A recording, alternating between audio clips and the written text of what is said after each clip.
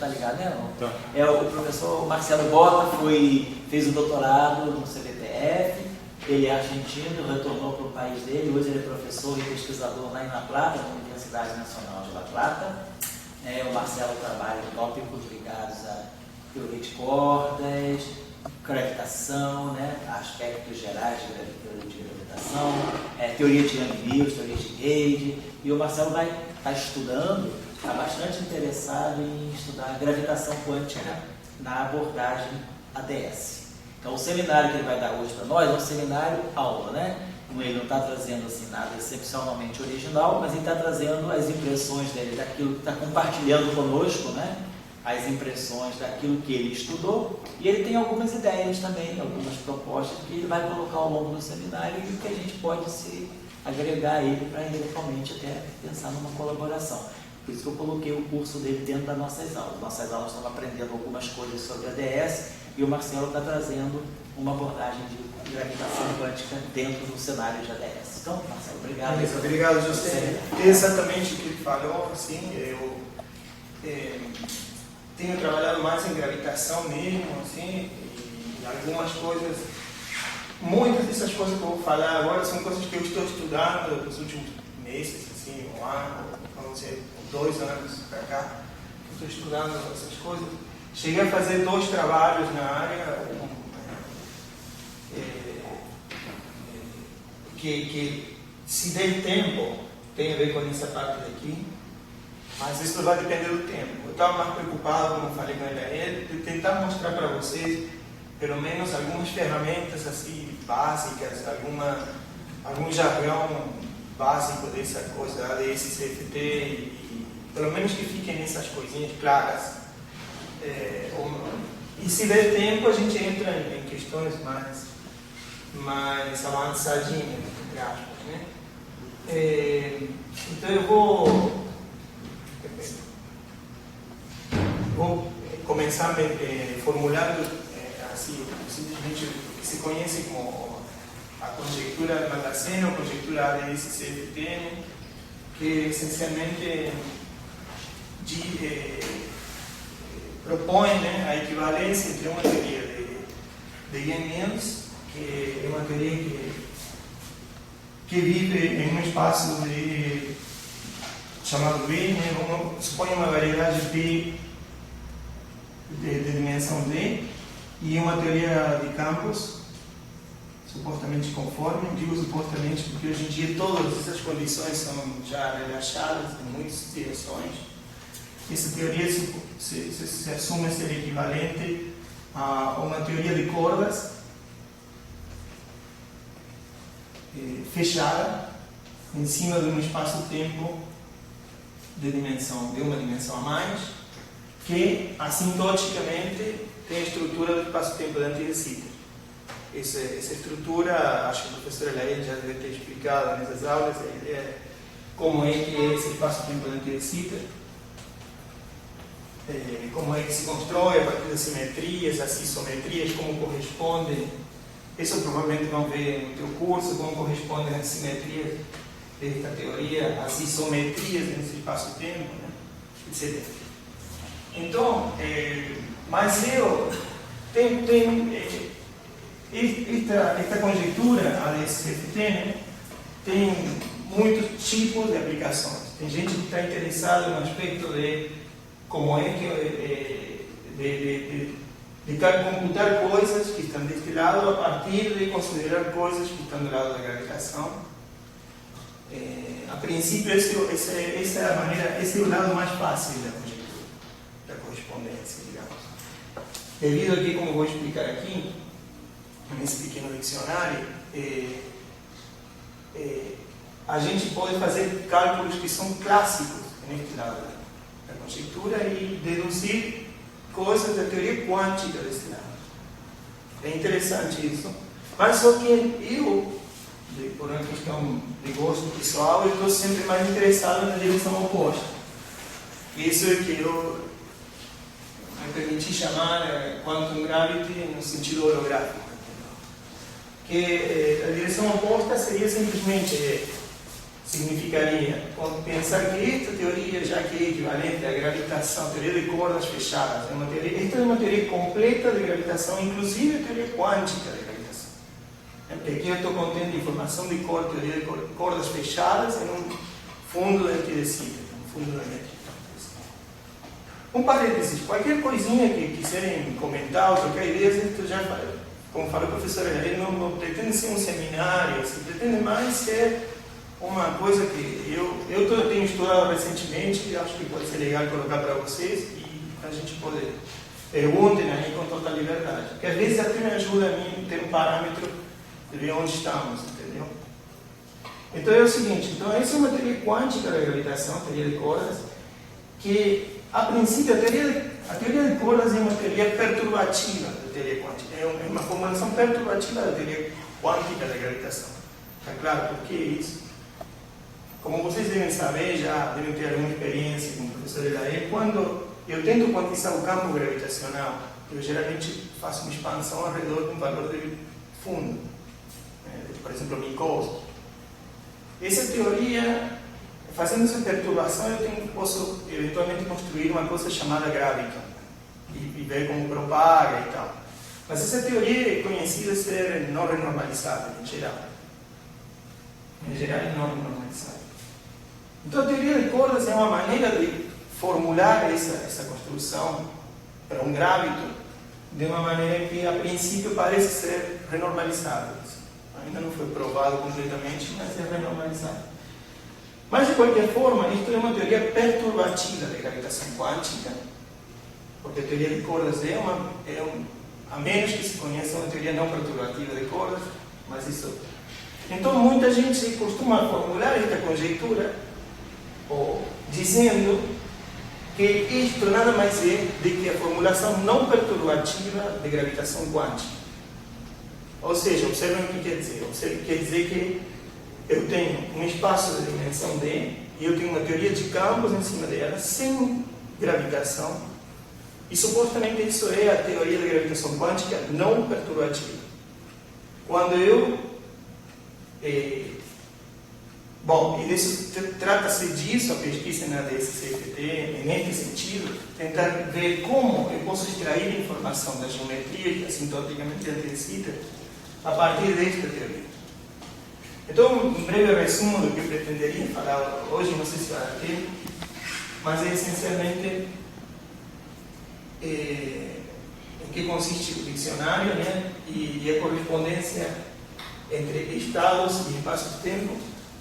E isso é o que nós podemos entender como gravitação quântica no contexto holográfico. Depois vou falar da prescrição de Bukser, Klebanov, Polyakov e Witten, que essencialmente é a ferramenta principal da DSCFT em ordem a fazer contas. Que às vezes a gente, poxa, são equivalentes. E daí, como que a gente faz contas? Cálculo. Então, a maneira de fazer cálculos é essencialmente esta prescrição. Depois eu vou explicar em que consiste. E, pelo menos, pretendo chegar até aqui, que é a construção do como se descreve um buraco negro na Sitter, dando um estado da teoria de campo conforme dual à gravitação. E o que está aqui entre parênteses é que eu gostaria, talvez seja até melhor do que entrar a falar demasiado da DSCFT, explicar algumas coisas que às vezes não ficam demasiado claras, que tem a ver com gravitação mesmo, ou até com gravitação quântica, por si mesmo, independentemente da DSCFT, que é o espaço-tempo de Ringler, a questão do efeito Unruh, e como é que a temperatura está sempre presente ou está intimamente ligada à gravitação. E, eventualmente, neste contexto, acontece uma coisa que é bastante importante, chamada a transição de fase de Hawking-Bayes. Se der tempo, vou comentar disso. E algo também da chamada construção de Hartley-Hawking, que fizeram no final dos anos 70, sobre eles construíram, ou prescreveram uma maneira de construir a função de onda para a gravitação quântica, a função de onda do espaço-tempo. Isso, apesar de parecer algo muito velho, ele é trazido de volta por a DSCFT. parece algo já antigo, ultrapassado, parece que... Bom, enfim. E finalmente, vou comentar coisas um pouco mais atuais, que vou explicar entanglement, emaranhamento, na teoria de campos, na teoria que mora aqui, e como isso está conectado a uma propriedade da geometria do espaço-tempo. E o fato de eu ter emaranhamento na teoria de campos parece estar associado a ter continuidade, conectividade clássica da geometria. Interessante. Isso é uma observação recente, de 2009, mais ou menos. Nós mostramos, eu com outros coleguinhas lá de La Plata, mostramos que se além de emaranhamento no estado da teoria de campos, existe uma interação entre... Bom, vamos deixar isso para depois. Vamos deixar essas coisas para depois. Porque eu deveria explicar a interação entre que e que. Mas não, vou falar. Suponha que eu tenho esta teoria, mas tenho outra cópia dessa teoria. E suponha agora que interagem, além disso.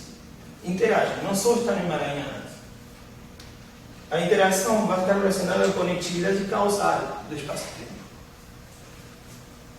E finalmente eu vou comentar uma coisinha que eu fiz um par de anos atrás.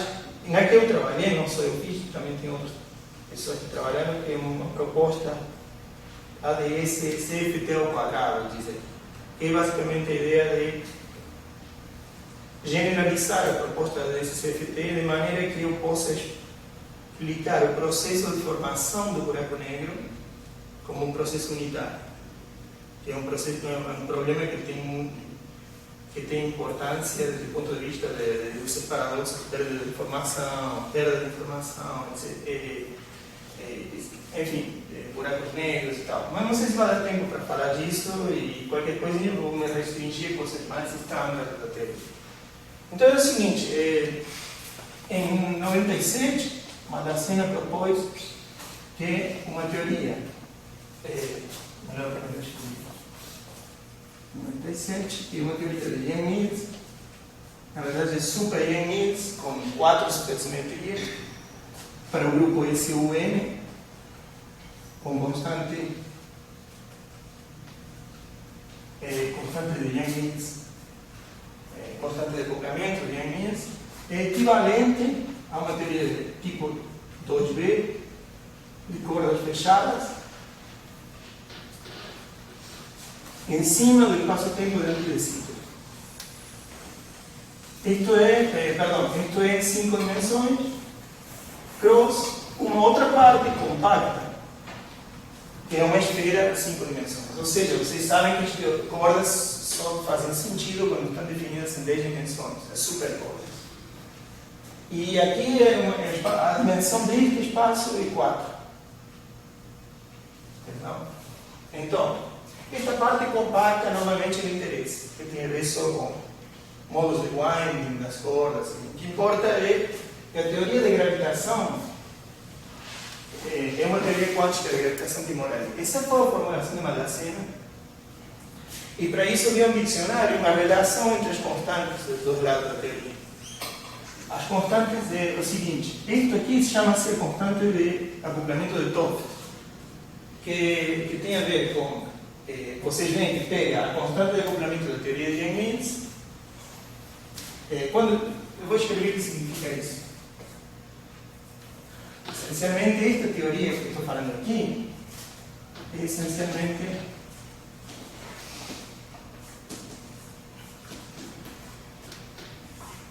para um campo de gauge, né? E aqui eu tenho parte de fermiões e bosões. Enfim, aqui não vou escrever explicitamente fermiões, etc. Isso é em 4 dimensões, é Minkowski. Tá? Então, essa é a constante de acoplamento. Então, o que acontece? Então, vocês veem, aqui está explicitamente a relação entre as constantes. O que quer dizer alfa-linha? Alfa-linha é a constante inversa da tensão da corda, a constante da corda. Como chama essa constante, Ricardo? Esqueci o nome. Não, é alfa-linha. Ok. E essa é essencialmente a ação de Polyakov para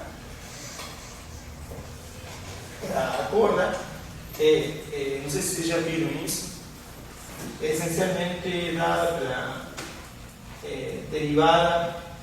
Essa derivada é com relação às duas coordenadas. A corda é uma variedade tridimensional, isso aqui é uma teoria de campos em duas dimensões. Esse I, essa I baixo, é em cima das coordenadas de uma corda, tá? 0 e 1. Esse I, Gemini é a métrica do espaço-tempo onde mora a corda, onde tem bebida a corda. Essa aqui tem alfa'. E tem uma parte mais, que é GS, que tem a ver com que multiplica a ação de Einstein-Hilbert para essa variedade tridimensional. Por favor, José, se você acha alguma coisa melhor para explicar melhor, interrompe aí à vontade que vai ser bom. Então é o seguinte, por exemplo, esta parte aqui dá conta de topologias exóticas da corda. Entendeu? Por exemplo, se eu tenho um cilindro assim, eu estou descrevendo a evolução de uma corda fechada. Mas eu poderia ter algo do seguinte tipo, assim.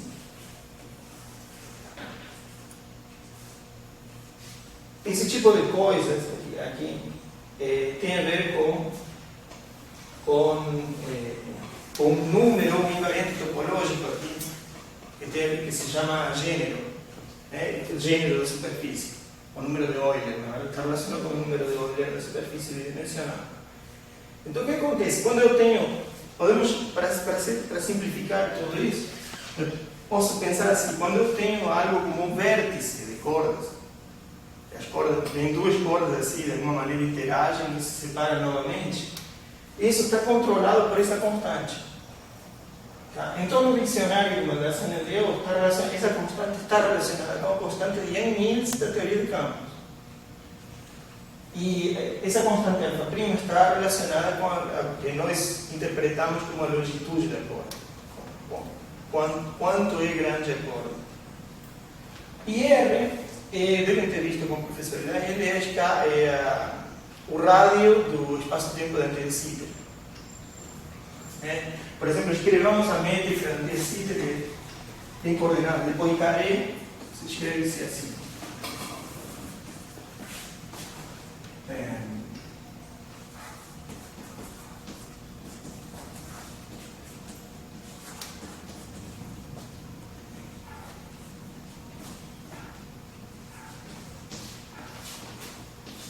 Essencialmente isso.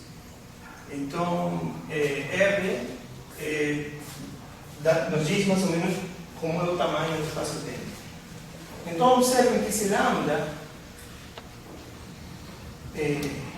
Então, por exemplo, uma coisa que eu quero que vocês observem é o seguinte: quando N é muito grande, a constante de acoplamento de Yang-Mills, vamos supor que lambda é constante. Suponha que lambda é constante. Para o limite de grande N, a constante de Yang-Mills vai ser. Isso significa que a constante de acoplamento das cordas vai ser também. Isso significa que eu devo pensar que do lado de gravitação eu tenho cordas praticamente livres. E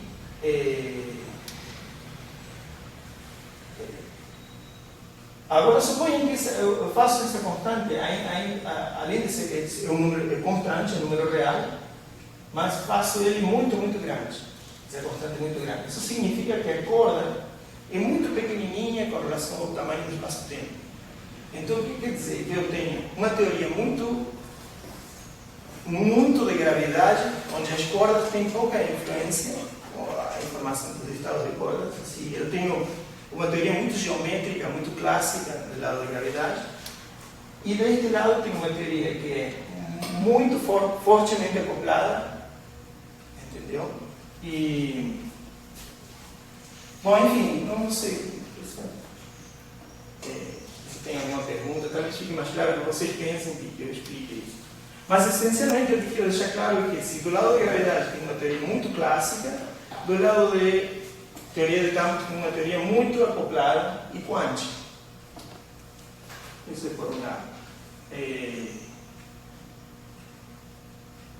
Então, por outro lado, eu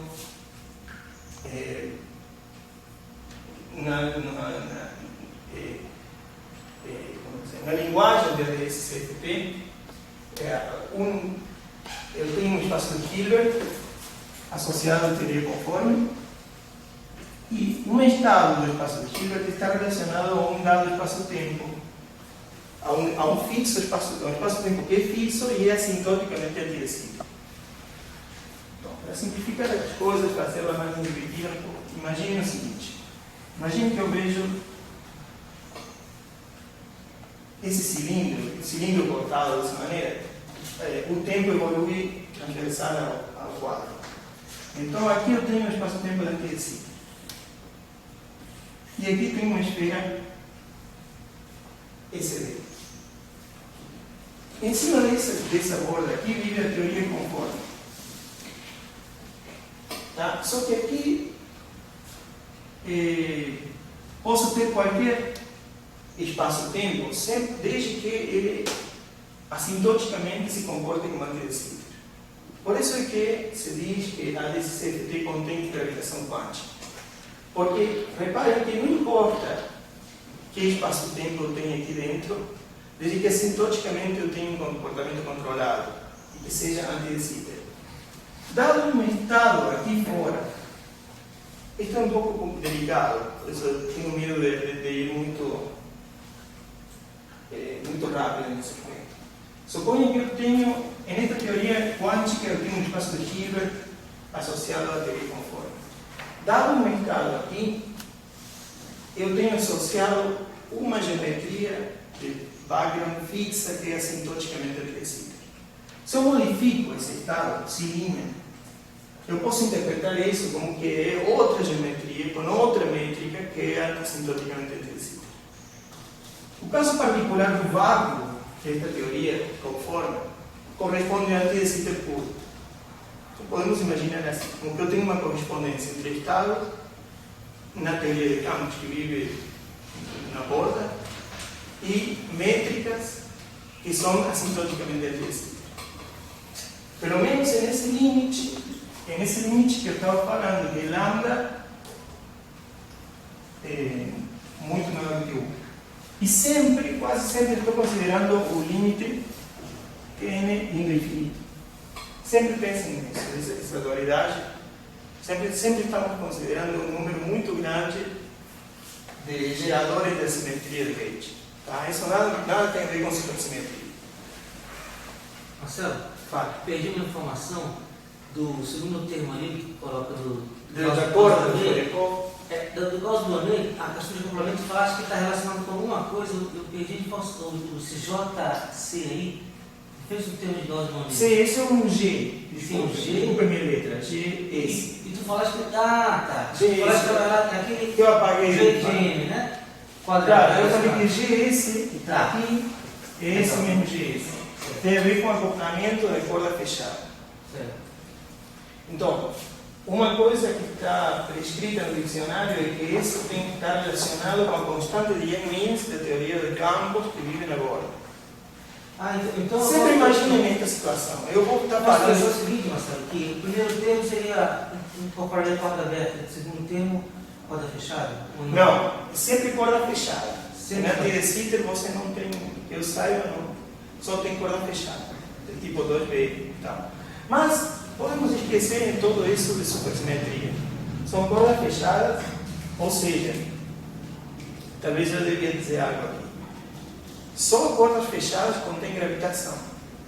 Se eu tenho corda aberta não tem gravitação. Tenho só teorias. Posso descrever teoria de Gauge, teoria de campo e tal. Mas a gravitação só está presente quando tem cordas fechadas, cilindros desse tipo, de volume. Quando esse cilindro, esses cilindros interagem, vamos dizer, tem coisas assim, coisas desse tipo, ou coisas mais complexas, até loops, entendeu? Esses cilindros evoluem de maneira estranha, isso é controlado por esse termo. Certo. Quando esse termo não está, eu só tenho esses cilindros, assim, não tem mais nada. Ou, na verdade, diagramas de árvore. Não só esse cilindro, mas pode ser coisas assim. Aqui o que muda nada mais é o número de coisinhas que entram no diagrama.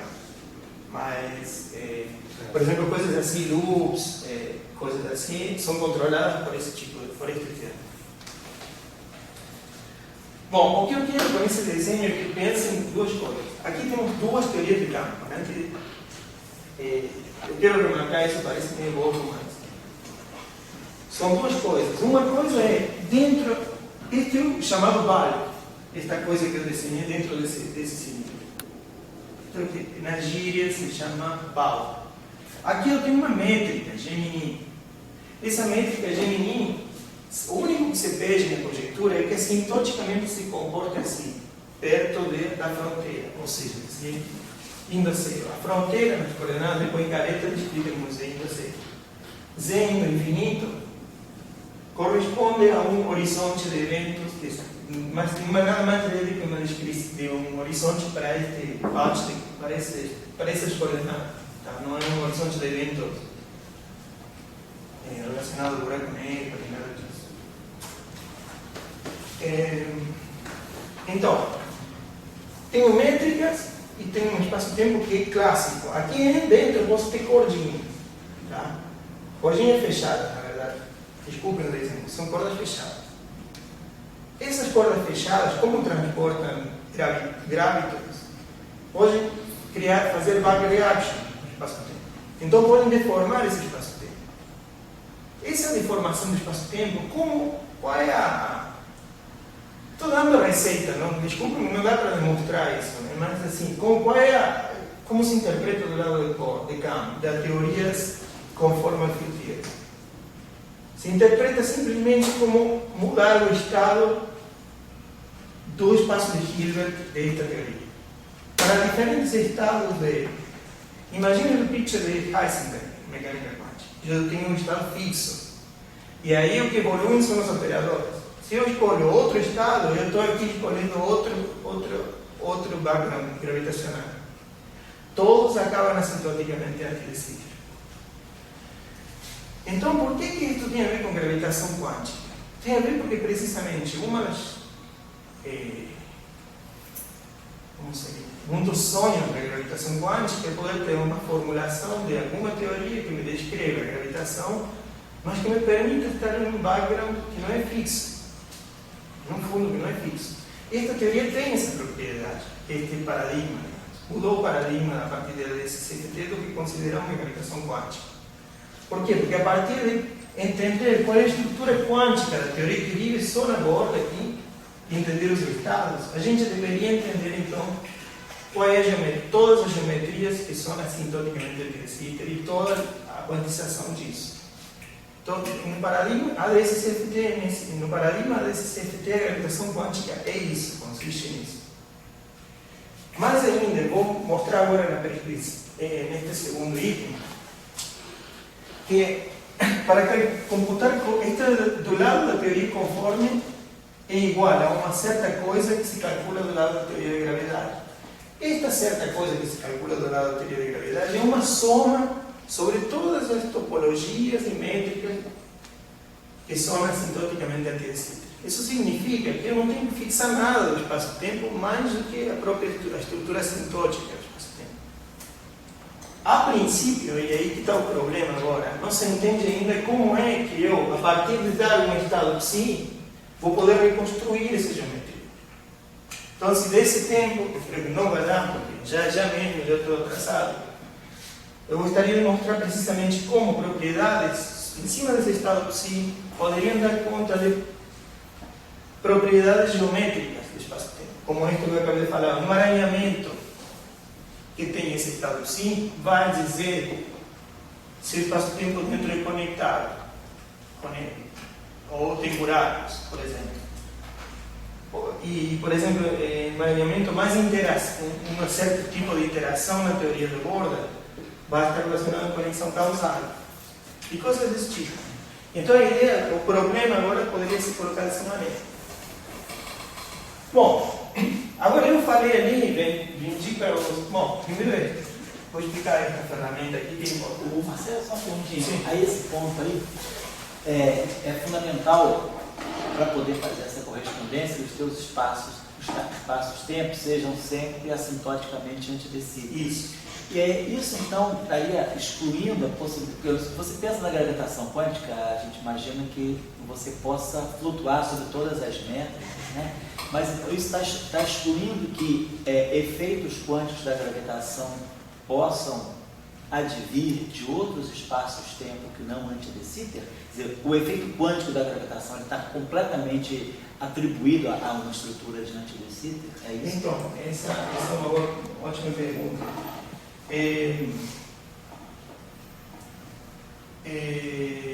Tem várias coisas para dizer sobre isso. A primeira é que se supõe, se espera, na verdade não se supõe, se espera que se eu mudo a estrutura assintótica, ADS, tudo bem. Se eu mudo a estrutura assintótica ADS, por exemplo, para B, DC, ou por exemplo, para assintoticamente plano, Mikov, né? O que deveria acontecer é mudar aqui eu tenho CFT e aqui deveria ter outro tipo de teoria. Não deveria ser nada de conforme.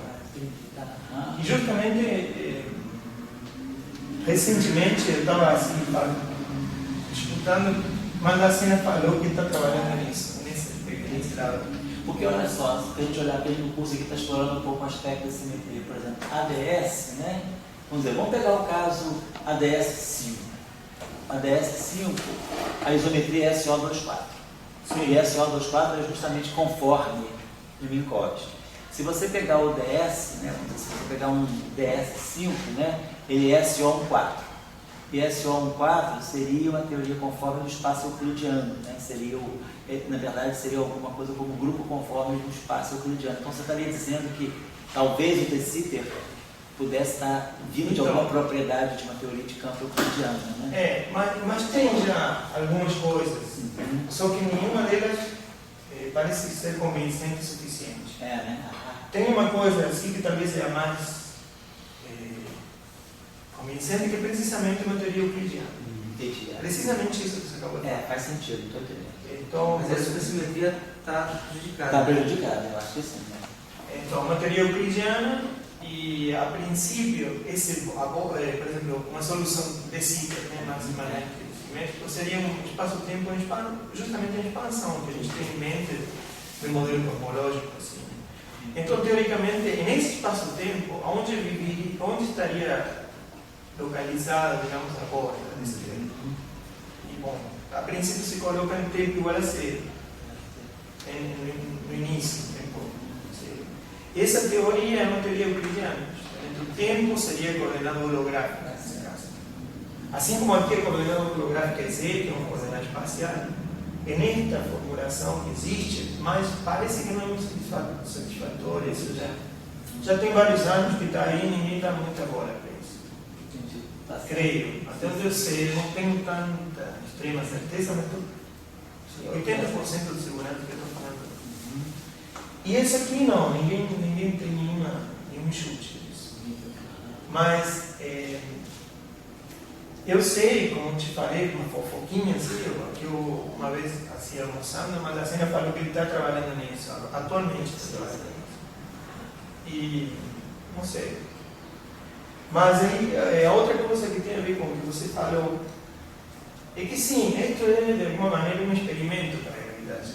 Assim, é como quando a gente faz gravitação 2+1, tipo, se seria desejável generalizar a todos os comportamentos assintóticos. Mas sim, a outra parte da resposta é que nesta concepção de gravitação quântica, o assintótico, a estrutura assintótica está fixa. Sei. Dentro pode acontecer um monte de coisas. Pode flutuar, topologia, a métrica, pode acontecer tudo. Interessante disto, de qualquer maneira, é que aqui eu posso ter buracos negros, posso ter o que eu quiser aqui dentro. E teoricamente está tudo aqui. Aqui está o escolhendo a teoria da borda. Isso é motivador, acho, na minha opinião. Não sei como é que vai ser para outras, talvez não haja holografia para outros comportamentos assintóticos. Mas, pelo menos para ADS, Aparentemente a coisa está bastante já chegada, confirmada. Então, por exemplo, agora eu vendi uma coisa para vocês aí, que depois eu vou, que era o seguinte, que dado o estado aqui, eu tenho, corresponde a uma métrica aqui fixa. Então, por exemplo, o vácuo absoluto corresponderia a ADS exato, como esse que está aqui escrito. Agora, quando eu tenho um buraco negro, eu já não posso mais falar de um estado desse tipo. Eu tenho que falar de algo como uma matriz de densidade, um estado misturado. Tá? Um estado misturado que se escreve assim. Então, também, dado o espaço-tempo, como que contém um buraco negro e assintoticamente é anti-de também posso descrever como um estado, só que agora já não é mais um estado puro, como eu disse. Bom, em 2001, 2012, não lembro. Não, vou falar isso, mas aí depois vou voltar ao segundo item. Agora eu vou pular um pouquinho para esse. Maldacena propôs que esta descrição assim não é necessária assim, em termos de matriz de densidade. Eu ainda posso pensar em estados puros, como esse aí, descrevendo qualquer geometria. Por exemplo, o buraco negro se descreve também como um estado assim. Perdão, algo que eu não falei, pode ter ficado confuso. Eu já associei imediatamente este estado ao buraco negro aí dentro. Isso é pelo fato, uma coisa que Witten estudou em 98, 99, por aí. Essencialmente, um buraco negro é todos sabem aqui, devem saber que tem temperatura, tem entropia. Então, a que mais poderia corresponder, se eu devo fazer uma conjectura, qual seria o estado que deveria corresponder a um buraco negro? Precisamente um estado térmico.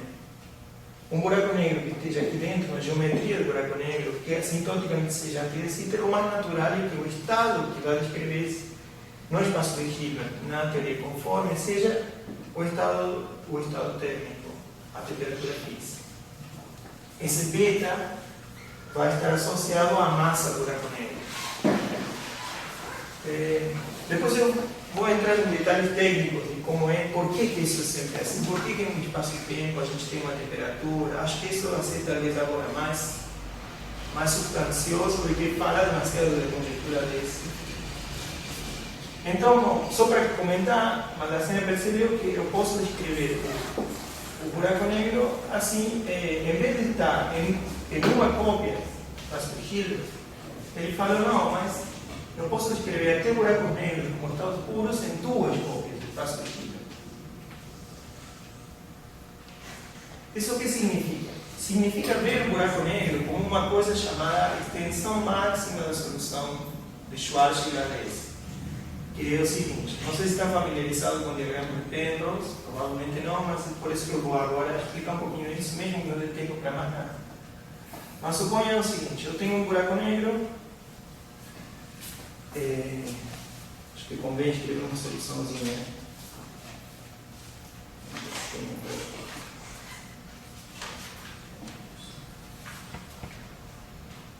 Bom, não sei, vamos. Eu tenho um diagrama de Penrose que é assim.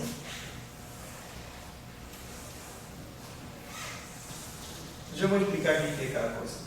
Calma. Esse aqui seria, assim como eu desenhei aqui um cilindro, seria com teoria conforme, aqui vou ter CFT1 aqui e uma CFT tio, que está morando aqui. O que significa isso? Isso agora é como uma espécie de buraco de minhoca, se querem ver dessa maneira. Eu tenho duas fronteiras, assintoticamente anti-de em vez de ter uma só. Essa região aqui é assintoticamente anti-de e essa região aqui é anti-de. O buraco negro mora aqui dentro, basicamente. Estas linhas aqui representam horizontes de eventos. Esse é um diagrama, chama-se um diagrama estendido do espaço-tempo, o diagrama de Penrose. Eu vou explicar melhor o que é isso com um exemplo simples, que é o espaço-tempo da Rindler, que é exatamente a mesma coisa que isso, apesar de que isso parece muito complicado. Mas o importante é que agora eu posso ver meu buraco negro como um espaço-tempo, e na verdade, em vez de ter só uma fronteira, eu tenho duas fronteiras. Se quiserem, vamos fazer um desenho do que é essa superfície aqui. Aqui está o tempo, como sempre, imagine-se que aqui está o tempo, e aqui está essa coordenada aqui é x. Tá? Não sei se convém chamar x. Bom, por agora vamos chamar x por enquanto, depois eu mudo.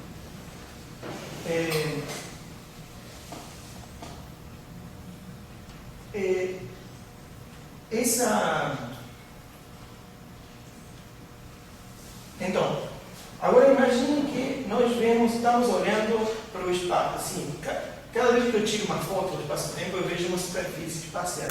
Então, nesse caso, em t igual a 0, minha superfície espacial, ela é precisamente um buraco de minhoca. Não sei se vocês veem. Passo por aqui, pelo horizonte de eventos, e vou até a outra borda. Se eu tirasse uma foto deste, o diagrama desse seria uma coisa assim. Nesse ponto, nesse pescoço aqui, corresponderia a este ponto. Certo? Uma foto da superfície espacial é ver um buraco de minhoca aqui. Assintoticamente, eu estou indo para antes de Sitter, não sei se dá para ver. Eu tenho uma coisa assim. Para lá é antes de Sitter, aqui se conecta nesse ponto e continuo indo para lá e vou a outro antes de Sitter. Tudo isso é um espaço, não é espaço-tempo, é espaço, é uma foto do espaço-tempo. Ok, já vamos ver isso com coordenadas e vamos ver. Então o que acontece? Este estado representa um buraco negro visto desta maneira. Agora, como se escreve esse estado? Esse estado se escreve assim. Bom, convém escrever aqui embaixo, porque não tem mais fácil.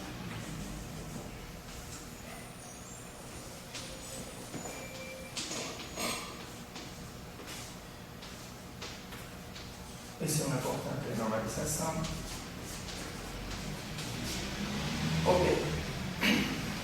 Esse N, então agora eu vou explicar o que é. Esse é o estado de escrever um buraco negro assintoticamente decisivo.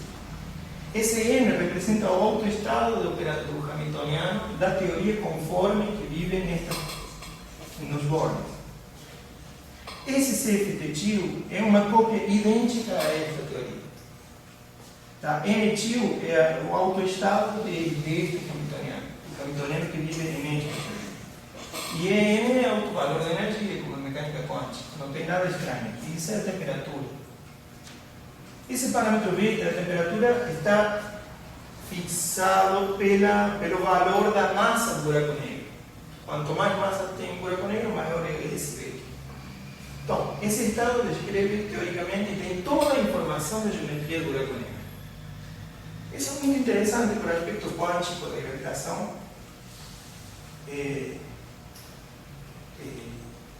Que eu vou explicar já, que é o seguinte, observem que este estado é uma superposição quântica de todos estes autoestados. O que significa N e N-t? Se a conjectura e o que eu acabei de falar é verdade, significa que cada N representa um espaço-tempo, uma geometria por si só. Cada N. Você lembra que eu falei aqui que cada estado de si era uma geometria?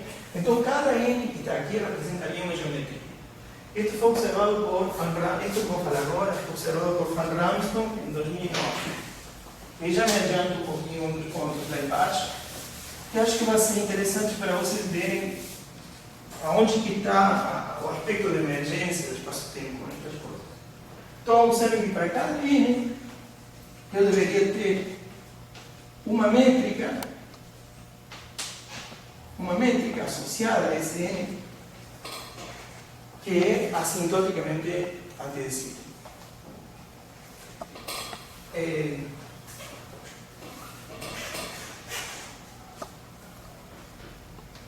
O que mais posso dizer?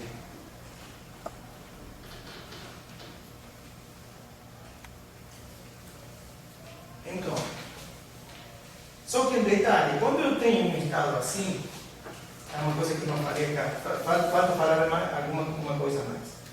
Repare que isto é um estado emaranhado. Um estado emaranhado que vive neste produto do espaço de Hilbert. O que quer dizer emaranhado?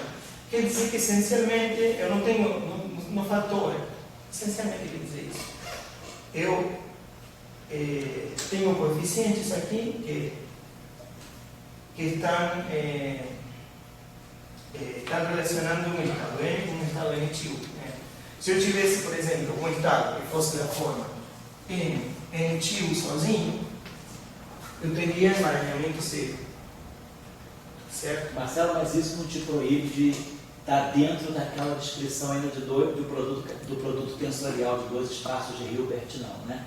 Você perdeu aquela estrutura H cross H-til, tendo estados emaranhados ou não? Não, aí, então, como eu falei, neste trabalho, Madassina propôs que este é o estado dual a um buraco negro que tem essa representação, com duas fronteiras. Sim. Certo?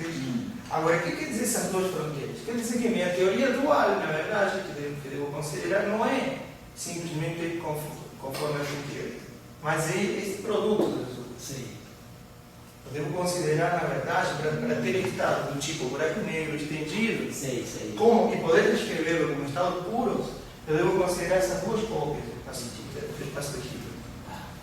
Agora, quando isto aqui é uma base desse espaço e isto aqui é uma base desse espaço, tá certo? Quando eu tenho coeficientes aqui no meu estado, eu posso, olhando só para o estado, como eu falei lá, o objetivo seria olhar para este estado e saber que propriedades geométricas tem no meu espaço-tempo. Então, quando eu tenho coeficientes aqui que misturam uma coisa com a outra, eu posso saber facilmente que eu vou ter emaranhamento. Certo? Por quê? O que quer dizer emaranhamento? Emaranhamento quer dizer que, dada uma matriz, não sei se vocês já estão familiarizados com isso, mas dada uma matriz de densidade, eu posso calcular, eu tenho um espaço de Hilbert qualquer, certo? Suponha que esse espaço de Hilbert posso partir em dois pedaços. Acho que convém fazer um diagrama. Suponha que este é meu sistema. 0 ao 1. Suponha que eu parto meu sistema aqui. Essa parte chamo A e essa parte chamo B. Separo o meu espaço, meu conjunto de graus de liberdade em dois pedaços. Então, o espaço de Hilbert ele se escreve como HA, HB. Então, meu sistema vai estar em algum estado que é uma matriz de densidade que vive nesse espaço. Tá? Suponha que está num estado puro, inclusive. Então, seria um estado assim. Agora, se eu tomar o traço no espaço de Hilbert B desse ρ, eu tenho uma coisa chamada ρA, que é a matriz de densidade reduzida do sistema. Se eu calcular a entropia dessa matriz de densidade, que é o seguinte, entropia A é igual a ρ traço ρA logaritmo ρA, agora traço em A, né? Essa entropia associada tem a ver com o emaranhamento do sistema A com o sistema B. Posso calcular a entropia para essa matriz de densidade e isso vai dar um número que a gente chama de entropia de emaranhamento, entropia de entanglement. Tá? Seria o mesmo ter feito o oposto, por isso a entropia A é igual à entropia B. Isso se chama entropia de emaranhamento. Então, simplesmente isso é técnico. O importante é que se eu tenho aqui coeficientes não triviais, esse emaranhamento vai dar diferença de zero. Agora, se eu por acaso o meu estado é simplesmente isso, meu emaranhamento vai dar zero. Não tem coeficientes. Né? O que contribui à entropia de emaranhamento é precisamente esses coeficientinhos aqui. Bom, se você calcula a entropia de emaranhamento e tal, a interpretação vai dizer que isso vai dar proporcional à área desse ponto aqui. Vou falar isso lentamente. Neste diagrama que eu fiz aqui, eu tenho uma coordenada espacial e uma coordenada temporal. Cada ponto do quadro corresponde a uma esfera de dimensão d-1. Tá? Inclusive aqui na fronteira. Uma esfera de dimensão d-1. Ou seja, que aqui tenho d-1, mais uma dimensão a mais. Tá? Cada ponto é uma esfera. Esse ponto aqui, precisamente, é uma esfera também. Então, a entropia de emaranhamento desse estado vai ter que coincidir com a área dessa esfera que está exatamente localizada nesse ponto, que é no horizonte de evento. A área sobre 4. Isso é a lei de Wittgenstein-Hawking. Importa. Bom, importa, mas é muito longo de explicar. Vou voltar ao argumento principal. Então, observem o seguinte: quando eu tenho um estado desse tipo, não desse tipo, um estado que não tem coeficientes aqui na frente, eu posso dizer que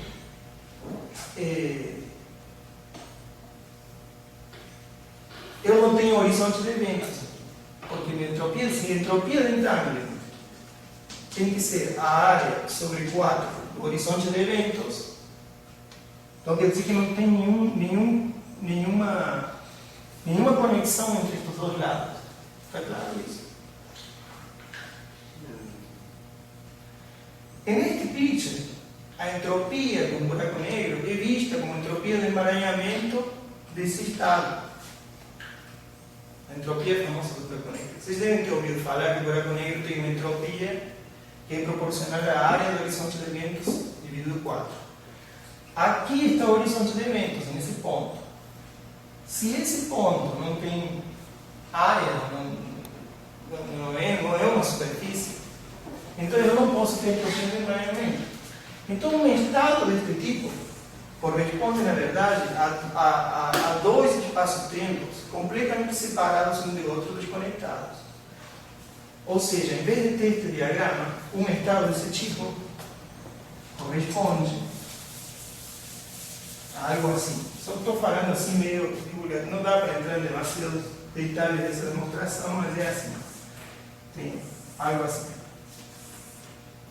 Aqui tem o CFT e aqui tem o CFT tio. E aqui tem um espaço de antirecita e aqui tem outro que não tem buraco negro, não tem nada, são soluções regulares, que são assintoticamente antirecita. Estas métricas, GN, essas métricas que vivem aqui são regulares, não tem buraco negro. Então, observe, suponha, faça um experimento mental de que eu faço os coeficientes sumirem. E, de alguma maneira, eu fico só com um termo desses. Todos valem 0 ou menos 1, exceto 1. Isso vai significar que a entropia de emaranhamento vai dar 0. Isso significa, ao mesmo tempo, por esta lei de buraco negro, que o horizonte de eventos tem uma área nula. Isso se interpreta de uma maneira muito grosseira, estou simplesmente dando um argumento, não é a demonstração disso. Se interpreta como que tenho dois pedaços de espaço-tempo e se interpreta num sentido muito bonito do ponto de vista da teoria quântica da gravitação. Que, observem o que significa o que acabei de falar. Significa que, por eu considerar uma soma de esses coeficientes, como uma normalização aqui, uma soma quântica, uma superposição de estados quânticos que consiste em geometrias que são separadas, não conectadas, irregulares, desse tipo, pares de geometrias duais. Há uma teoria conforme que, na verdade, é duas cópias de uma teoria conforme que não interagem. Estas duas não interagem, tratam de se acoplar. Isso é equivalente, ou exatamente a mesma coisa, que descrever um espaço-tempo que contém um buraco negro. Isso é uma coisa interessante dessa coisa chamada emergência holográfica do espaço-tempo.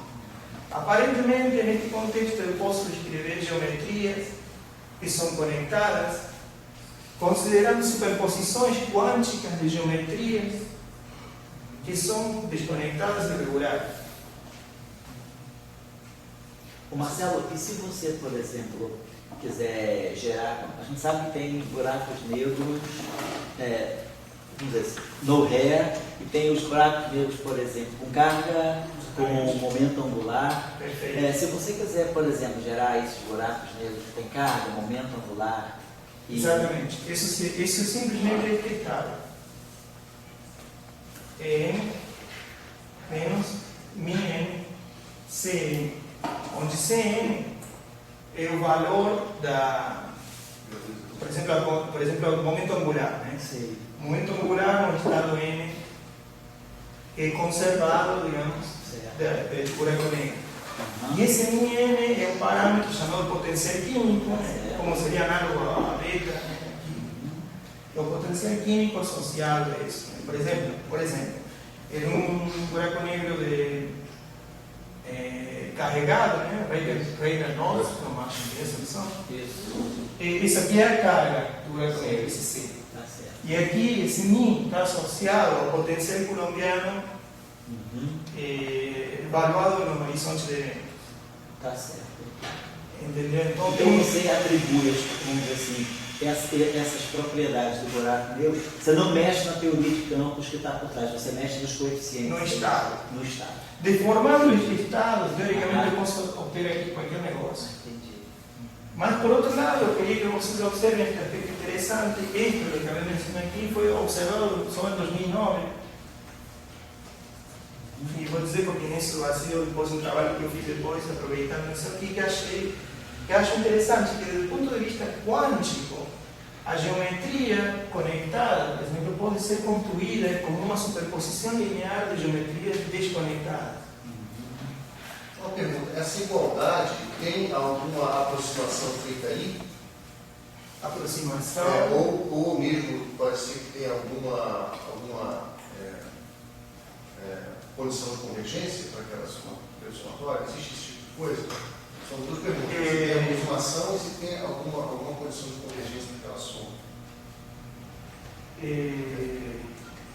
A aproximação não, só o fato de, como eu falei aqui nesse dicionário, a gente tem que interpretar em que regime está falando. Né? Por exemplo, se eu estou em um regime de lambda muito, muito grande, significa que a teoria conforme é muito acoplada, mas ao mesmo tempo, do ponto de vista gravitacional, significa que estou em uma teoria de gravitação muito quântica. A gravitação é muito quântica. Então eu deveria perder esta noção de espaço-tempo contínuo, assim, provavelmente deveria aparecer uma estrutura quântica de gravitação que eu imagino que tem mais a ver com isso. O que quer dizer isso do ponto de vista quântico? Agora vamos supor que estou no regime de lambda pequeno. Ou seja, uma teoria de conforme que é fracamente acoplada.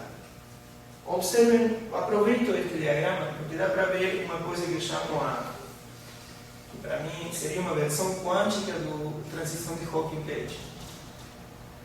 A transição de Hawking-Page é o seguinte, vou falar, esqueçam dela e SCFT.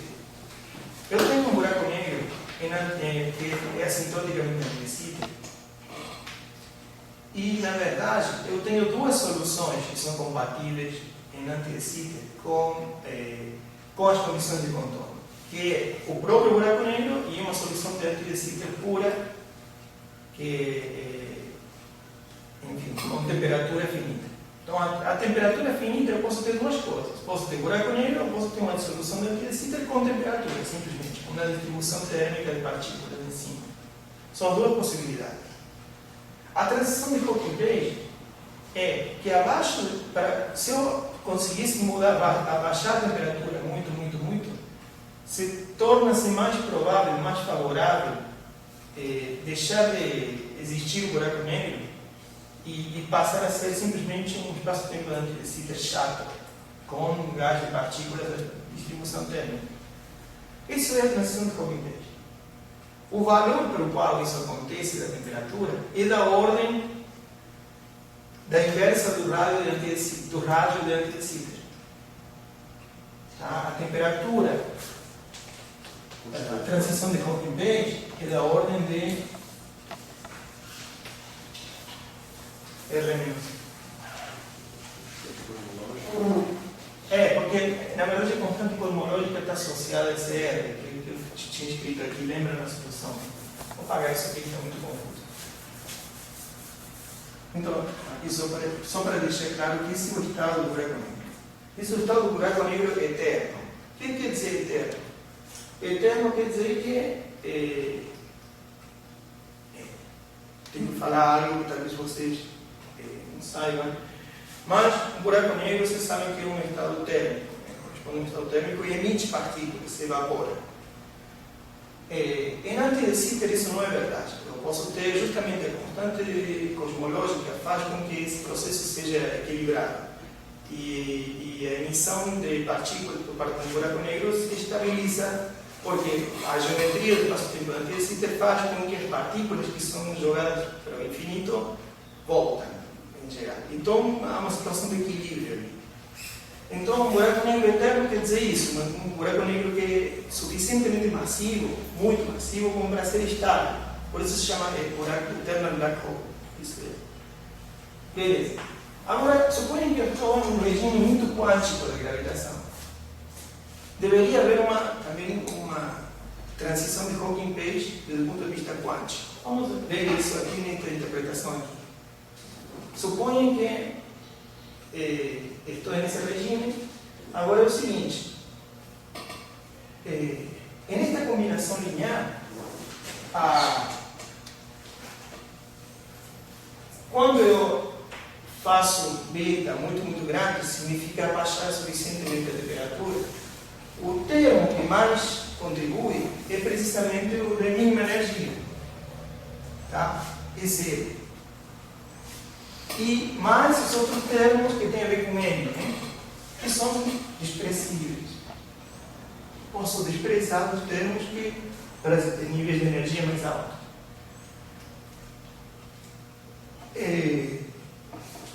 Isso que quer dizer que se eu faço uma observação quântica, agora suponha que a gravitação minha é muito quântica e se comporta como um sistema quântico. Se eu faço uma observação, eu vou colapsar esse estado.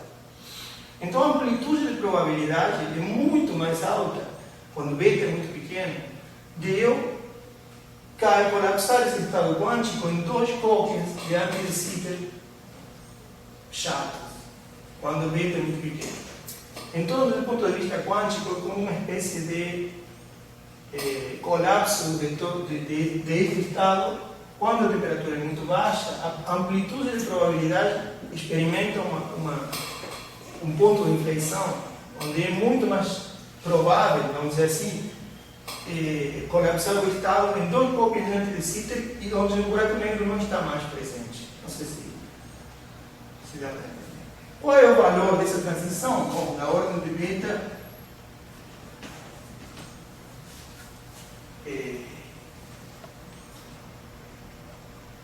isso. E isso é da ordem inversa de aquela ordem. Então seria que há uma espécie, desde o ponto de vista quântico, a transição de Hawking Page é uma espécie de transição de fase da amplitude quântica, da amplitude de probabilidade quântica. Entende isso? É como que eu tenho uma função que era, a partir de um ponto, ela é eu posso desprezar, e o ponto crítico tem precisamente esse valor. Ou seja, para uma temperatura muito mais baixa que isso aqui, é muito provável que eu vá observar alguma propriedade geométrica desse buraco negro e eu vou estar observando, na verdade, 2 espaços anti-de-Sitter. Eu vou estar sempre de um lado só, né? Não tenho como ver o outro. Mas eu vou estar fazendo um experimento como se estivesse sempre um anti-de-Sitter puro, sem buraco negro. É muito estranho isso, porque é como se eu tivesse um espaço-tempo microscópico, e não tem muito sentido. É como um sentido só quântico, assim, anedótico. Bom, eu só não falei dessa receita aqui que seria importante. Essa receita aqui, convém que eu fale rapidamente, é o seguinte.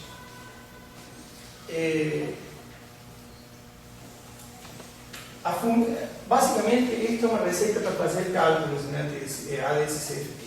Que é o seguinte: a função de partição da teoria de campos no espaço da de Sitter, ela é equivalente a este objeto aqui, que é o valor esperado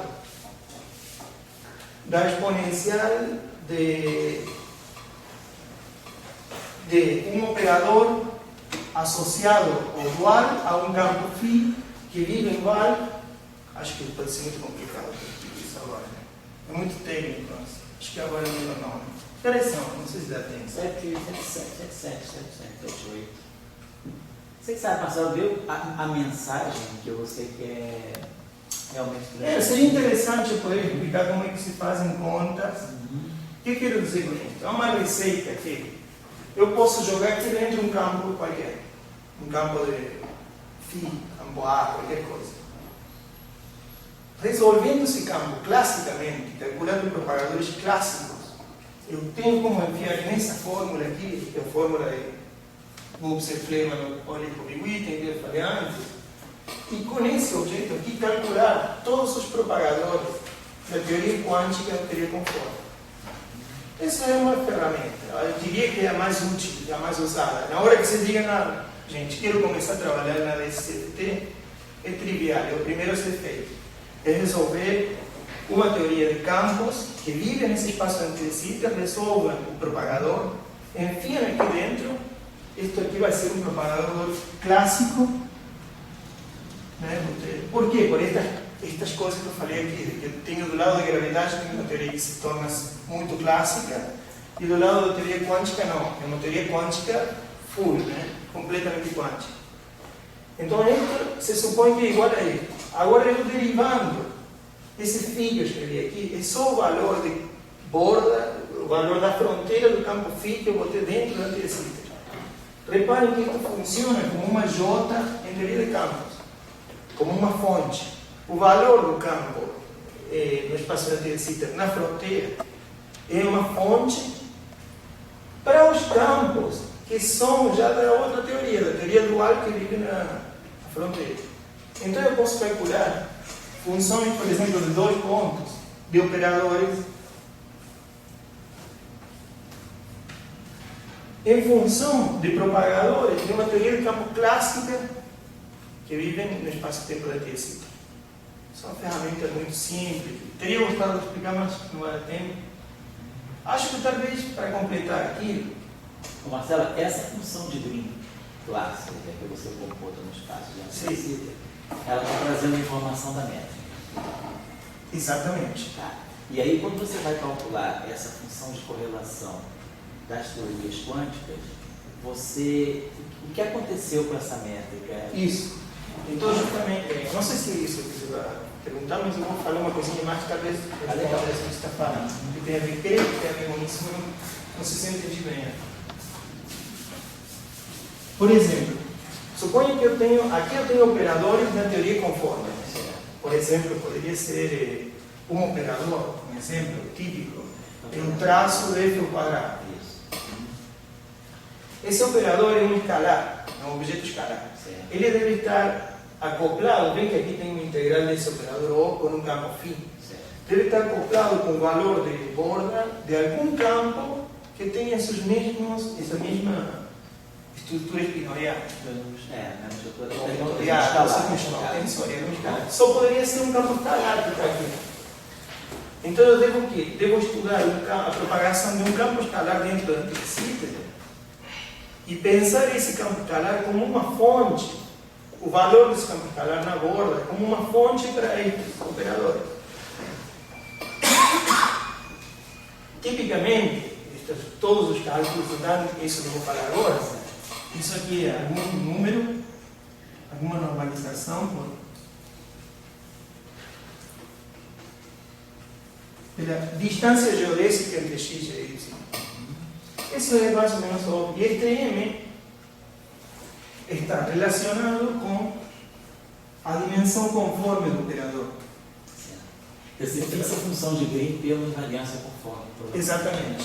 Ou seja, tem uma dimensão conforme, há uma fórmula. Certo. Depois eu escrevo, mas é uma formulinha assim, muito simples.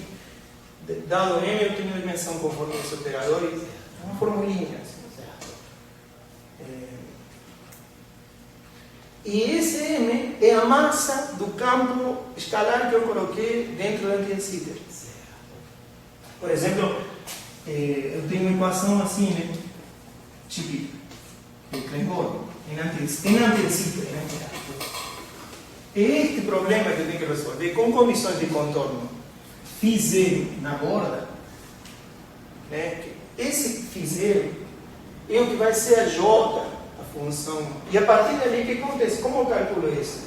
Tomo derivadas com relação a φ0. Derivadas da unidade é como uma função geratriz, né? Como formalismo é uma função geratriz, mesma coisa. Só que esses valores de contorno do espaço anteciter servem como fontes para a teoria dual. Isso eu acho que é a ferramenta mais legal. E por outro lado, observem como aqui está esse pegging que eu fiz aí. Poxa, de onde vem isso? Que estado está relacionado a uma métrica? Simplesmente por isso. Eu tenho um operador aqui e outro operador aqui. O que quer dizer isso? Isto quer dizer nada mais do que isso. Fixado o estado porque se movem são os operadores. Mas agora, Marcelo, esse traço de F2, quer dizer, quando você, na verdade, faz um produto interno, você contrai índices aqui, nesse nível do lado esquerdo, você está contraindo com índice de Minkowski, né? Aqui eu traço